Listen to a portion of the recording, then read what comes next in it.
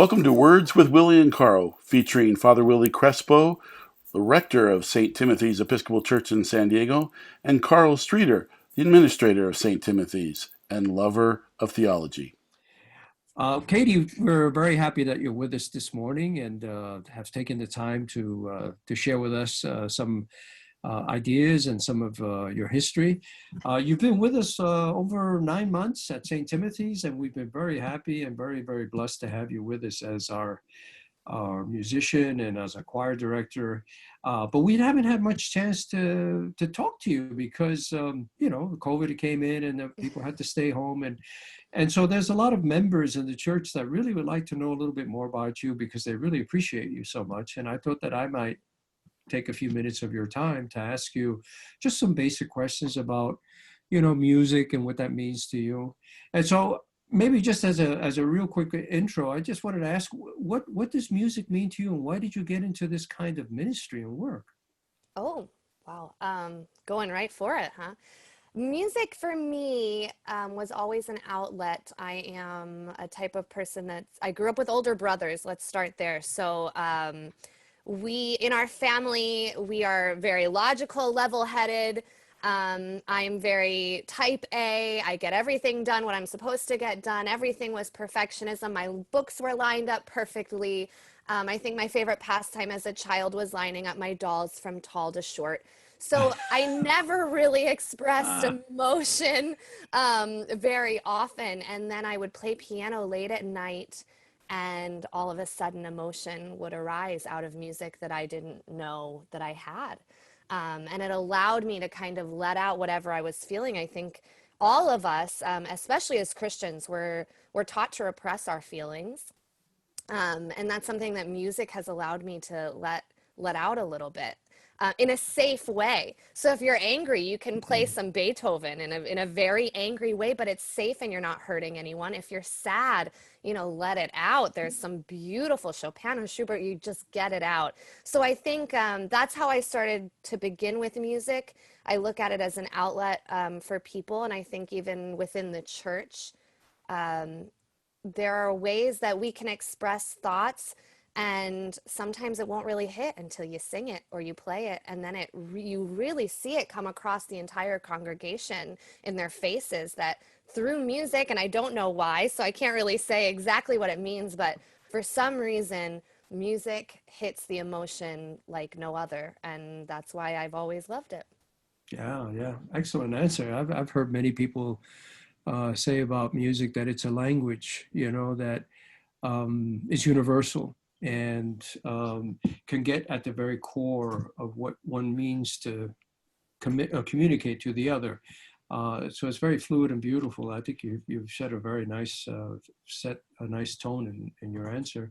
Yeah, So it feels the most human. Like, sorry, it feels like the moments that sometimes we lose our humanity, and it feels like when there's music, all of a sudden our humanity is found. And I don't really know what that is, but there's something deeper than even how I was explaining it with emotion. There's just this humanity, and that's the moment that I feel most human. That and nature, obviously, but yeah. yeah. Yeah, that most human and but also there's a spiritual quality to that that maybe you can say a little bit more about what music means in a spiritual sense for you, and what is it that you can experience when you're playing music. Yeah, when what's that scripture passage that when you don't have words to express, it's just expressed in groanings. The prayer Mm. comes out through groanings. I'm not remembering exactly what that passage is, but I think music is similar to that. Sometimes all you need to do is just sing ooh or ah, and that's a prayer in itself. You don't even need words. But I think spiritually, there's something that happens deep in the soul. It lets you get much deeper. For some people, they have a really hard time with prayer. They have a hard time sitting still, but you just play some soft piano music and they are able to get deeper and deeper into their own prayer life. So for me, spiritually, it's a beautiful thing. And collectively, I think in church especially, now not at St. Timothy's. At St. Timothy's, normally I would say in most churches, you can get away with more in the music than you would be able to in a homily. For instance, we can sing about justice, we can sing about peace, we can sing about racial reconciliation, we can sing about some of these topics that for some people they really struggle with. And then let's take Mary's Magnificat.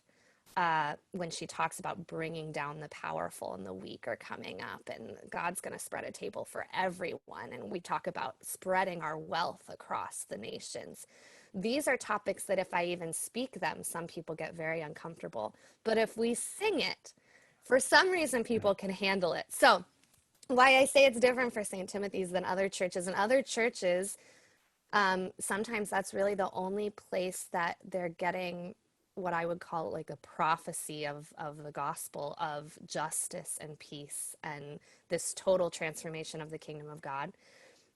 In St. Timothy's, you preach that and everybody's okay with it, I guess. We don't really need the music, but I do try. Yeah, maybe you do get comments that I don't hear, but I do try to bring the music to match what you're speaking as well. So if you're talking about justice, we're singing about justice. And I think people leave, and hopefully between the two of us, they're moved to action. And maybe that song is being stuck in their head over the week.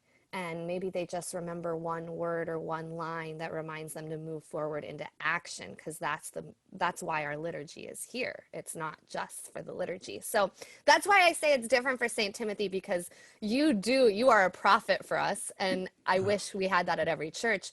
But not every church has that. So music it's the prophet. That's our chance. It's very nice. Thank you. Thank you for those nice words. May I ask you a little bit about, where you studied and, what your educational background is like? Yeah.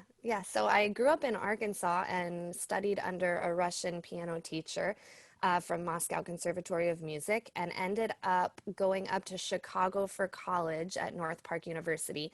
And the reason I chose that school, they had Middle Eastern studies there, and they provided a scholarship for Palestinian Christians. And I was very interested in the Israeli-Palestinian conflict and was learning Arabic. And then they had Rollo Dilworth, who is a Black gospel composer. So between the two, I was able to study Middle Eastern studies in Arabic and the dialect of Palestinians, which I was very interested in, and going back and forth between the West Bank and here every summer and school year. And then I was also able to get that Black gospel influence. And then I had already had the classical my entire life growing up. So it really kind of brought it all together and was a balance for me. So I studied music education, actually, with a choral influence, and got that education degree so that I could teach as well. And always knew I ended up wanting to be in the church, but loved teaching the kids as well. So it was kind of the balance of including everything that I was looking for. So you actually can teach in like in a school and do that for music students? Not in California. Oh, okay. California's a unique thing. Yeah, I can't teach in a public school in California. I let my license go because I knew I wanted to teach in a Christian school no matter what. I seem to not be able to not talk about God. So that always comes up no matter what. So I decided it's better just to stay in a Christian school where I can talk about spirituality with the kids. I think music is not the end all. It's what brings us to that humanity with God and spirituality. So teaching is a beautiful, beautiful thing. But for me, the choir and that classroom is more about the mentorship with students and their spiritual lives than it is making beautiful music, which is always a lovely thing. But I like to bring it one step deeper. Very nice. So you're married? Yes. When did you get married? I got married 9 years and 11 months ago. Oh, wow. We are a month away from our 10-year anniversary. We were going to go to Hawaii, but COVID happened. Oh. And then we were going to have a big party, like a second wedding reception. And then COVID happened. So now I think we might just rent an RV And then COVID happened, and then the fires happened. Oh my So God. I think we're just going to stay home and watch TV. I don't know what we're going to do now. Maybe in a month, the fires will be better and we'll be able to take an RV out. We'll see.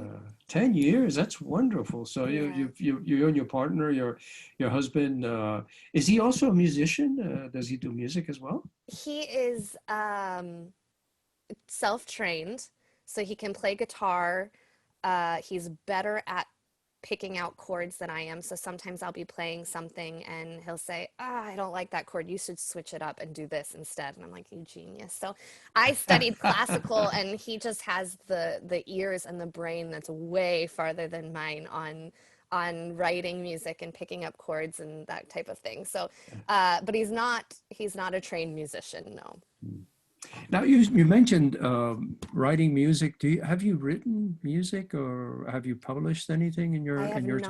Yeah? No, it's not my gift. When I was younger, like I said, when I was in high school, I'd write songs. And then I realized later that I only wrote when I was sad. And then I met my husband and I stopped writing. So that's actually it's a really good sign. So yeah, I haven't written since getting married to him, except 2 songs for St. Timothy.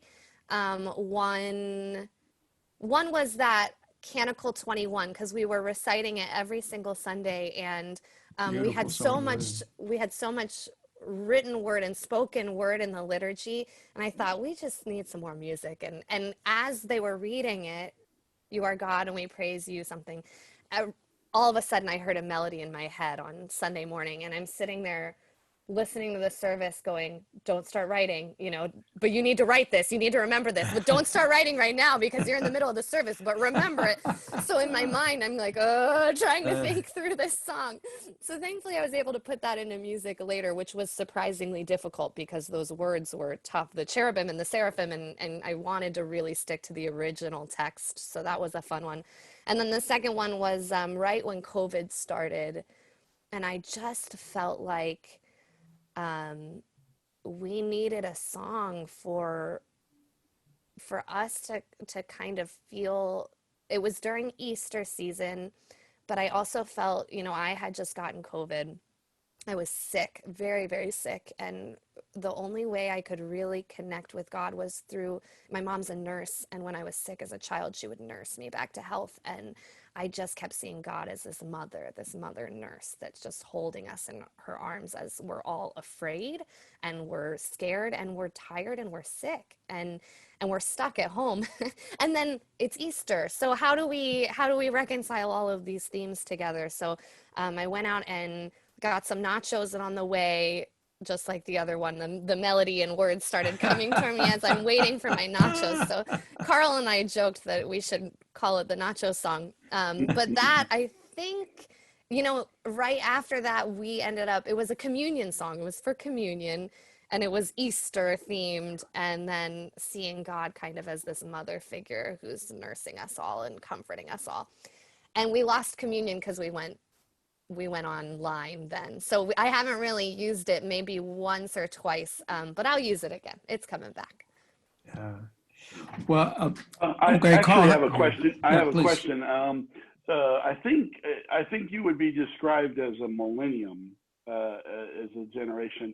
Mm-hmm. And I wanted to ask the question, you attend church, and so you're a part of the church community, and a number of your companions are actually leaving church and giving up church, at least organized religion. So what draws you to the Christian community where the people, your peers, don't seem to, it doesn't seem to gravitate for them? And then more specifically, what draws you to St. Timothy's in that, and how can Timothy's maybe emphasize those things that connect with you? Good questions. There's a lot to unpack there. Okay. That's my middle name. Let's start with millennials. They're leaving church for the most part, what I'm seeing is the church has not been very authentic in its following of Jesus. Um, they, for the most part, are going to churches that are preaching about rules and not relationships. And millennials are about relationships, but we're also about action and justice, and we're very authentic people. The politeness of the earlier generations, we just tend not to really get that. Um, and there are very small things, but some churches dressing up is really important. For me, I've been criticized. I have this shirt, and you can see that it goes just over The my shoulder shoulder. because I've had, and I shouldn't say I've been criticized. I've heard older generations talk about how young people are showing up with their shoulders uncovered. Well, to a young person, they want to feel when they're connecting with God, them totally themselves, totally comfortable and authentic. But if they go to church and a church is there saying, "We love you, we embrace you, but you can't wear shorts." Or, "We love you and you're welcome, but if you're LGBTQ, that's not okay." Or, "Oh, all are welcome to the table, but oh, whoops, did you get a divorce? Then make sure you go see a priest first." So, and obviously we're spanning a ton of different denominations as I'm talking about the problems here, not specifically the Episcopal Church, because I think it's doing the best in these regards. But I think for many millennials are heading back to the high church. They're loving the liturgy aspect. But I would not say that that's what's pulling millennials back. I would say that authentic relationships and fighting for justice, if they see Christians that are really actually living what we're talking about, they read the Gospels and they see Jesus, and then they look at Christians and say, this isn't lining up with what I'm seeing. And if authenticity is the number one thing, and then someone's calling themselves a Christian, but their lives don't look like it, we're going to lose all the millennials. And I think my opinion is that that's what's happening. So you have the evangelical churches that are responding by making sure you have coffee and, cool lights and great music. And that's going to keep a few. And then you have the more liturgical churches that are saying, well, we're going to get the contemplatives back, and that's going to keep a few. But I think to really keep the millennials, it's going to require a deeper sense of mission and action and relationships that they're not going to find outside. The ones that are most successful with millennials are the ones that have small groups, a space where millennials can meet together and talk through what's going on in their lives and live life together, daily life. We don't have family around. A lot of us don't have children. We want community, and we want friends that will walk through the difficult times and the good times, and a place where we could sit and be totally honest and say, I don't actually believe this. I don't get the Trinity. Okay, great, fine. Let's move forward. Not a big deal. Now, in most churches, they'd say, no, that's a really big deal. And then you've lost the millennials. So I think focusing on theology can often lose the millennials when really they're just looking for relationships. And when I look at Jesus, I don't see a focus on theology. I see a focus on people and on relationships. So I'll start there. What keeps me is not the same for most millennials, I don't think. I've had enough experience with the Eucharist that for some reason, every single time I take the Eucharist, it is like emotional for me. It's that moment that I just see the kingdom of God present. And that was at a young age. I'm a very contemplative person, so I prefer the liturgy. I'm, like I said earlier, not the most emotional person, so I prefer the liturgy. If I go to churches that are highly emotional, no, that's it. I'm out. I can't do it. But go to a church where we're singing contemplative music, taizé services, whatever, then I'm home. So I'm not the normal millennial, unfortunately. I wish I could say that what gets me would get everyone else, but I don't think that's the case. Well, you've certainly hit on something very fundamental, and I think the relationship aspect that you pointed to as the millennial, gravitate towards is something very, very fundamental.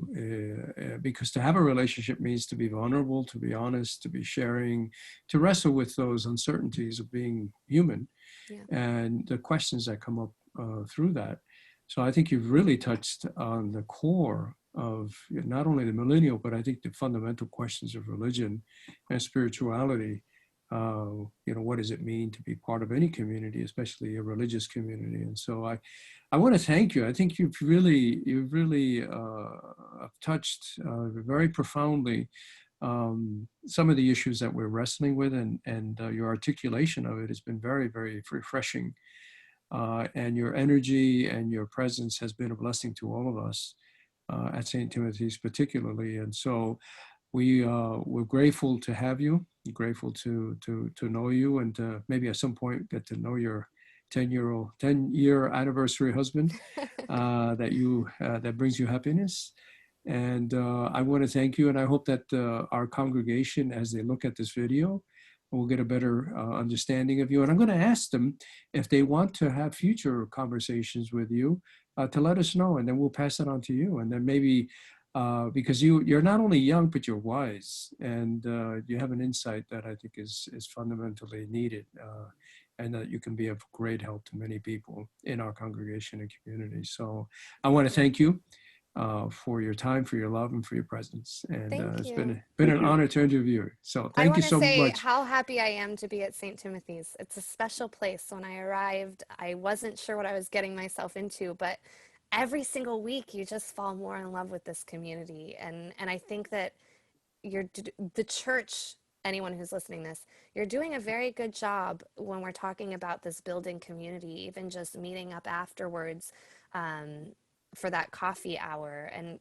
seeing everyone bringing the food together each week. It's a gift to see, and symbolic really of what the church should look like as a whole. So that really just kind of made me fall in love very quickly. And the unity sort of in the diversity of the individuals in the church is really beautiful. So thank you. I'm really glad to be here. Thank you too.